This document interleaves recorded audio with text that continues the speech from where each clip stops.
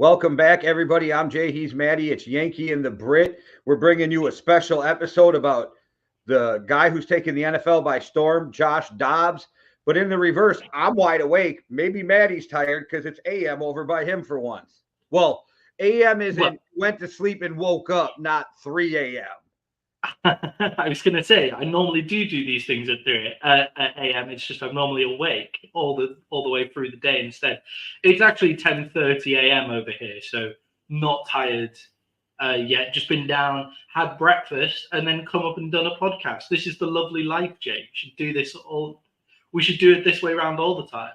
Hey, I like this. It's 9:30 for me. Like I'm wide awake. I'm got the Badgers going into overtime on my TV while I'm talking. Like, yeah, it's a good time to do a podcast. We couldn't do shows live would be the main issue because our American viewership is largely doing other stuff with their day at 9:30, 10:30. But our pre-recorded ones, let's do it like this all the time. This is much nicer. It fucks me up because like it's Saturday night here, 9:30. People are just getting ready to go out and get drunk here. It's 10:30 a.m. on a Sunday morning for you. So I'm having a lazy Sunday right now. Yeah. Like we're time travelers. I'm in the past, you're in the future. It's all crazy. I haven't seen what's going to be happening with Josh Dobbs this Sunday though. Not that far in the future yet, unfortunately. Yeah, if you could give me a call. I could play some bets. We'd be rich. Yeah, just got to wait a few more hours, I guess. Yes. Well, I got to start taking myself down to the casino on Saturday starting next week because in Wisconsin, you can now sports bet in the casinos. You just have to be on the property. Woo. Jay's gonna be rich, making some money. Yeah, I'm gonna win that fucking Powerball tonight. That motherfucker's like 200 and some million. We'll just call it a day. All right. Well, so let's talk some Josh Dobbs. Before I get into the negative, I'm gonna start because I think people have taken my stance the wrong way because I've had actually some people who know me, the Canadian, even one of them, private messaging me, talking about like, you really hate this guy? No, I don't hate Josh Dobbs. I think he seems like an amazing human being who has done an amazing job on a short period of time of being in Minnesota. I'm just not ready to quote Denny Green, if you want to crown him, right? Like I'm not ready to do that because people don't realize this is a guy who's been on 5 teams in 45 weeks. And his best game as a passer ever came last Sunday, 268 yards. That's the best he's ever done as a passer in an NFL game.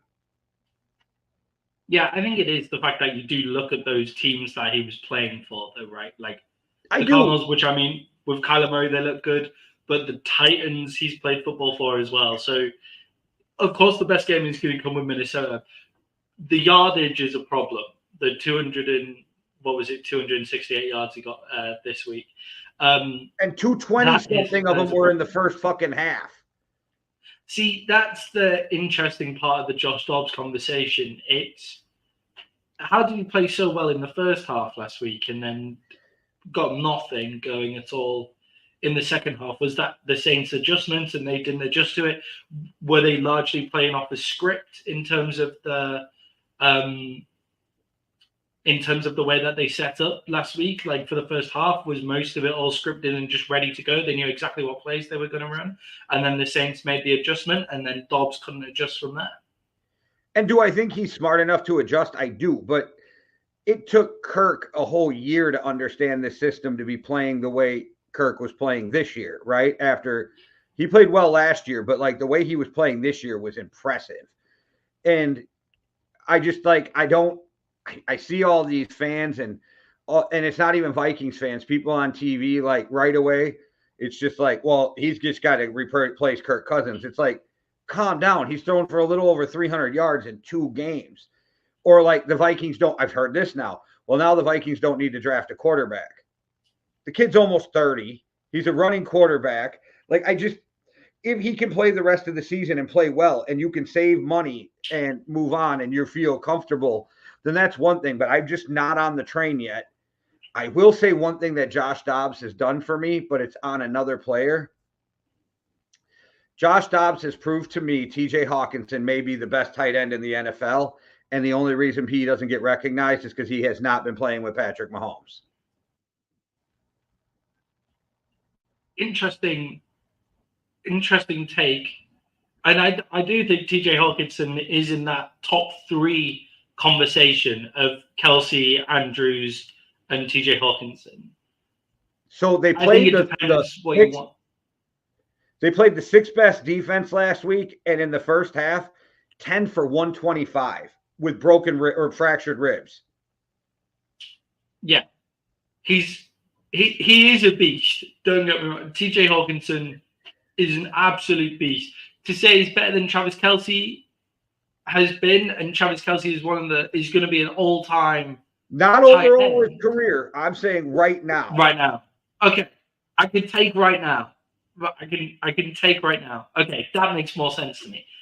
Yes, TJ Hawkinson has a big claim to be the best tight end right now. Travis Kelce is obviously experiencing a season where the offense is slow, and he is the focal point. And if you double team and take out Travis Kelce, which is easier said than done, Travis Kelce is going against a lot of double coverage at the moment, which is crazy for a tight end. They have to run through him, and the production has been down. Still amazing, but down. Obviously, Mark Andrews getting injured on Thursday is a big deal in that conversation as well. So I'd say TJ Hawkinson is probably top 2 and fighting with Travis Kelce for the best tight end this year. And Travis Kelce is the greatest tight end in NFL history. I want to put that out there, right? You know, like he is first ballot Hall of Famer, greatest there ever was. He's better than Gronk. He's better than Tony Gonzalez, better than Shannon Sharp. But that, like, I think and TJ Hawkinson's a good amount younger too, which people forget that Travis Kelce, because Father Time does not seem to be getting to him at all. They forget he's 30s, right? Like, I think people forget that. Also, TJ Hawkinson feels like he's been around the league forever. I feel like TJ Hawkinson has been in this league for a long time. I'm not sure when he was drafted, but it feels like he's been in the league for a long time. Yeah, it doesn't feel like it's only been 5 years with TJ Hawkinson. It feels like he's been around the league forever, even though it's only 5 years. So I think you forget on both sides. With Josh Dobbs, I think that's where the problem is with the Josh Dobbs analysis. It's people saying he should replace Kirk Cousins. I saw an article about the Vikings taking Kirk Cousins to the Falcons. If the Falcons got Kirk Cousins, they'd be a playoff team straight away. Josh Dobbs is not better than Kirk Cousins. Josh Dobbs is your Ryan Fitzpatrick. He is literally the Ryan Fitzpatrick for this new. Now that Ryan Fitzpatrick's retired, he is Ryan Fitzpatrick. That's who he is. I do think. Sorry. Oh no, go ahead. Sorry, I thought you were done. And you don't start a Ryan Fitzpatrick over a top 10 quarterback. That's just not something you do, no matter how old the top 10 quarterback is. Do I think he can win the job away from Kirk Cousins this year? I do. I don't think it's necessarily he will, but he has the opportunity. And in his defense, he's never been – okay, so he gets to Arizona. He has 12 days to get ready to play. He gets to Minnesota. He had like 5 days to get ready to play. He got to Tennessee. He had 8 days to get ready to play. I went back and I've watched those games because I'm very curious, to watch what Josh Dobbs is doing without the stress of the game. He's a pretty accurate quarterback. And you know me, accuracy is my number one thing. He's definitely smart. He's the pastronaut, right? Like he was an astronaut and a passer, like the pastronaut. And he's athletic. But I am just like, we live in such a instant time that I just can't stand that he hasn't even played 2 full games. And you got the talking heads on the media. Oh, you don't even need to draft a quarterback now. You don't need this. We don't know any of that yet. And that's my problem as a Vikings fan. Do I hope tomorrow he goes out and he just balls his ass off and beats Denver? Yeah, go ahead, because with Joe Burrow's wrist, the road to winning out just got easier. Yeah, and I think where this is coming from is people thought that the Vikings were dead because they didn't realize what a good team the Vikings were.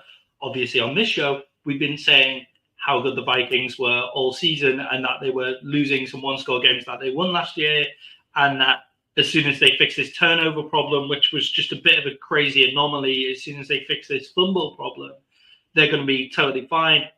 And it looks that way. And they have probably one of the easiest schedules in the NFL. I would be really interested to see who has an easier schedule to the end of the season. Before the wrist injury, it was the Lions. I think that might have changed now that Burrow's wrist injury happened.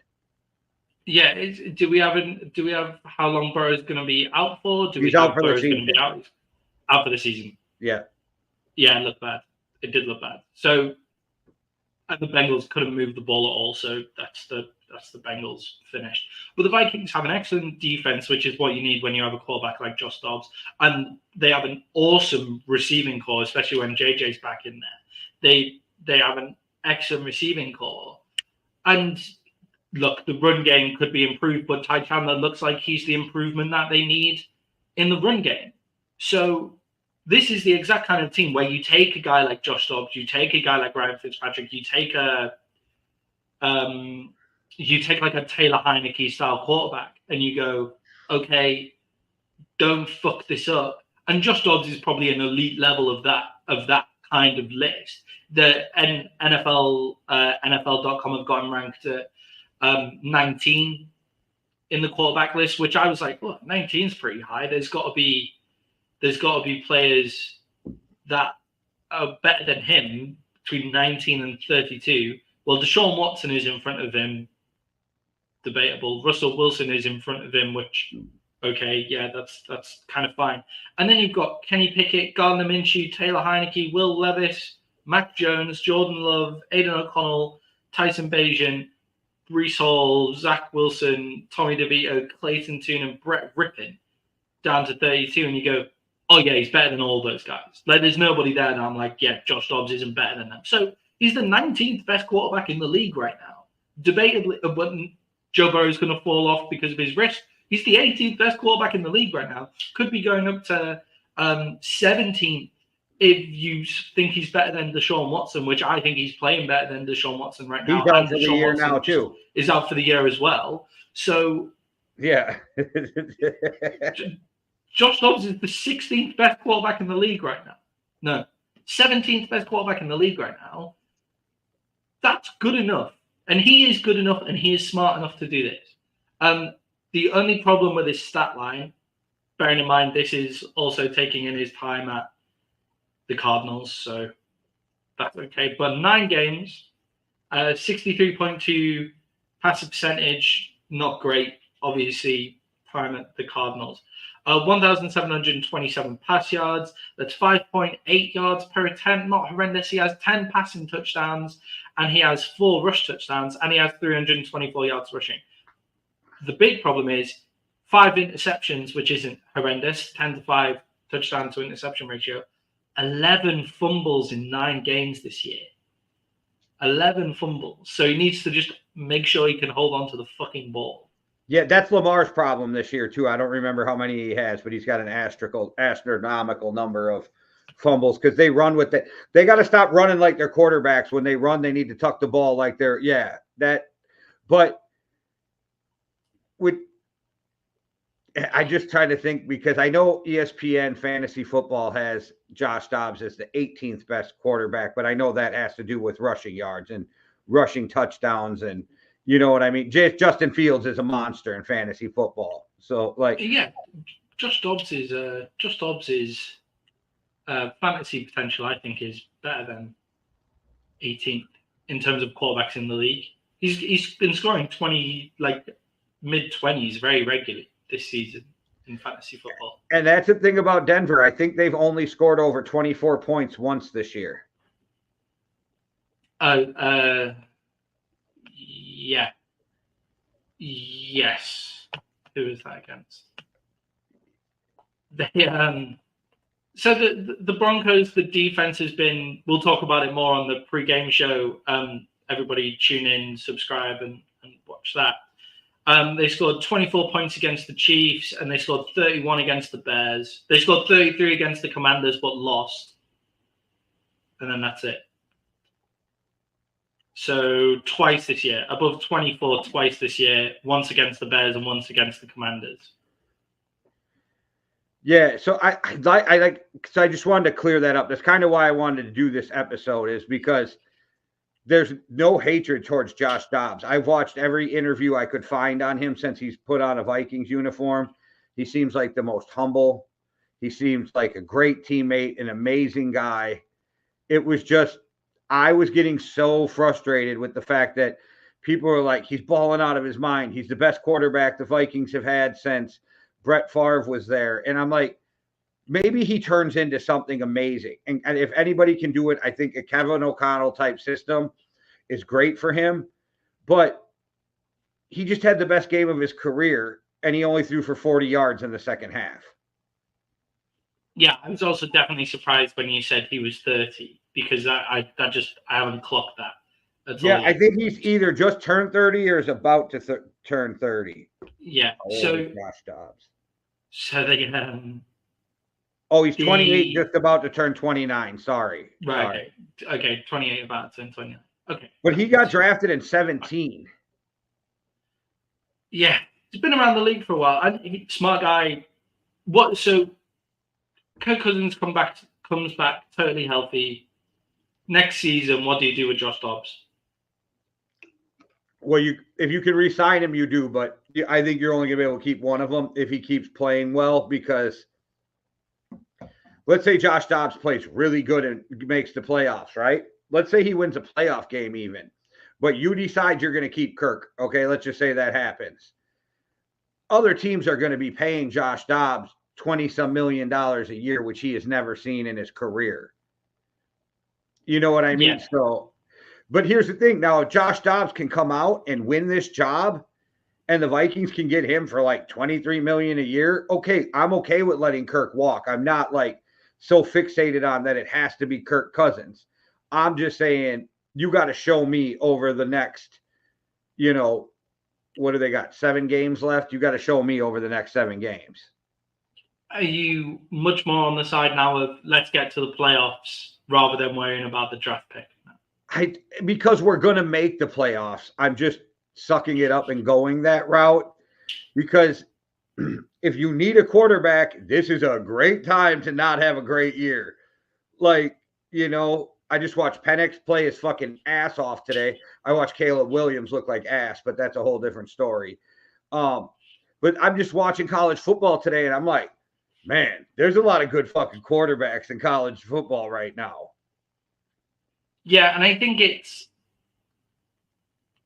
I do think you have to be careful with things like that. It's more the devil you know than the devil you don't. And I don't want my team ever purposefully tanking if there's an opportunity to get to the playoffs, because I think it sends the wrong message. I don't think it's intentionally tanking if you take your 5th round rookie quarterback. Yeah.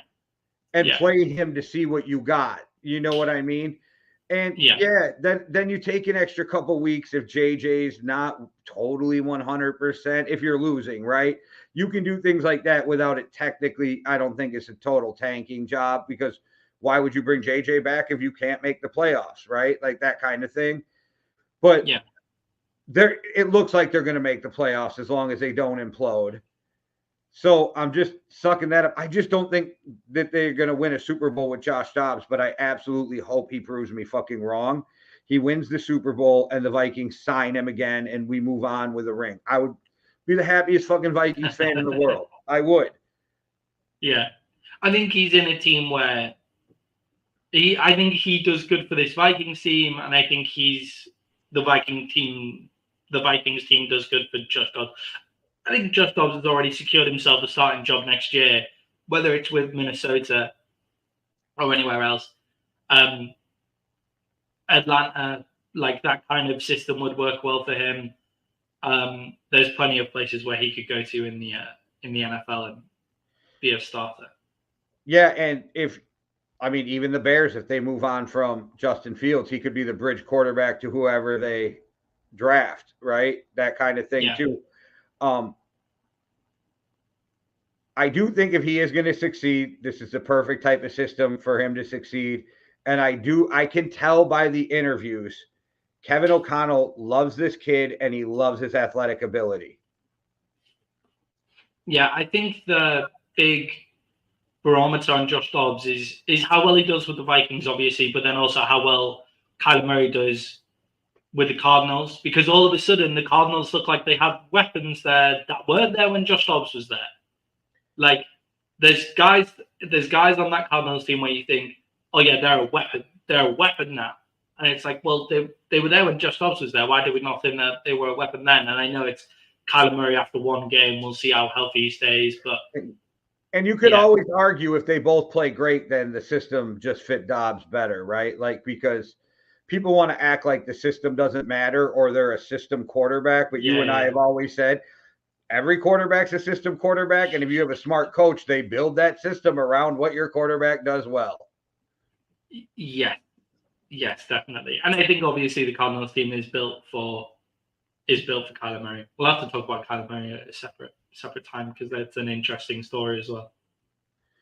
All right. Well, we got through talking about Dobbs without me dunking on him too bad because I wasn't trying to like shit on the guy. And I did have it brought to my attention by 3 people that I really sounded like I fucking hated him. I don't think I've ever thought you hated. There's no Dobbs. hate. There's no hate. It's a fair assessment. I like the guy.